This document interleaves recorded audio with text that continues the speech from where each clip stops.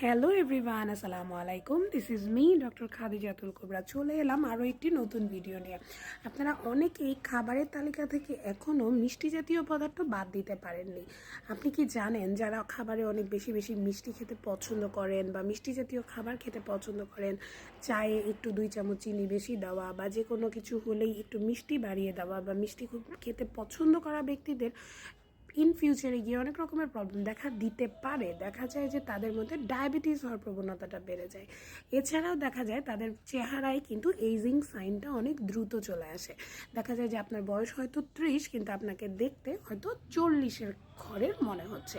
So যারা এখনও খাবারে মিষ্টির পরিমাণটা কমাতে পারছেন না, যারা এখনও মিষ্টি খাবারের প্রতি বেশি আকৃষ্ট এবং মিষ্টি খাবার খুব বেশি পছন্দ করেন, তারা একেবারে তো কখনোই এটা ছেড়ে দিতে পারবেন না, এটা পসিবলই না।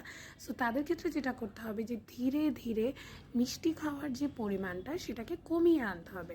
সেক্ষেত্রে যেটা হবে, আপনার ডায়াবেটিস হওয়ার প্রবণতাটা কমে যাবে, আপনার ওজন নিয়ন্ত্রণে থাকবে, আপনার স্কিনের যে টান টান ভাব সেটা থাকবে, স্কিন কুঁচকে যাবে না, বয়সের ছাপ আসবে না, এবং এই সমস্ত ডিজিজ থেকে যখন আপনি নিজেকে বিরত রাখতে পারবেন, অর্থাৎ ডায়াবেটিস থেকে বিরত রাখছেন, ওবেসিটি বা মুটিয়ে যাওয়া থেকে বিরত রাখছেন, এজিং সাইনটা দেরিতে আসছে, ততদিনে আপনাকে কিন্তু আরও অ্যাসোসিয়েটেড ডিজিজগুলো থেকেও আপনি নিজেকে মুক্ত রাখতে পারছেন। যখন আপনি ডায়াবেটিস থেকে নিজেকে মুক্ত রাখতে পারবেন, তার মানে কি? তার মানে আপনার যে কোনো ইনফেকশন বা যে কোনো ঘা হলে সেটা শুকিয়ে যাওয়া বা সেই ইনফেকশনটা ভালো হয়ে যাওয়ার প্রবণতাটাও বেড়ে যাবে।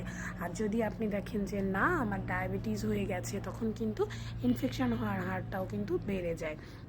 সো যারা এখনও খাবারের তালিকায় মিষ্টির ভাবটা কমাতে পারছেন না, তাদেরকে বলবো যে অবশ্যই অবশ্যই অবশ্যই আপনারা খাদ্য তালিকায় মিষ্টি জাতীয় পদার্থ এখন থেকে পরিহার করুন। এবং আমার মুখে যে একটু গ্রিনিশ গ্রিনিশ দেখা যাচ্ছে, আমি একটা জিনিস অ্যাপ্লাই করেছি এবং অবশ্যই আপনাদের সাথে শেয়ার করব অন্য কোনো একটা ভিডিওতে।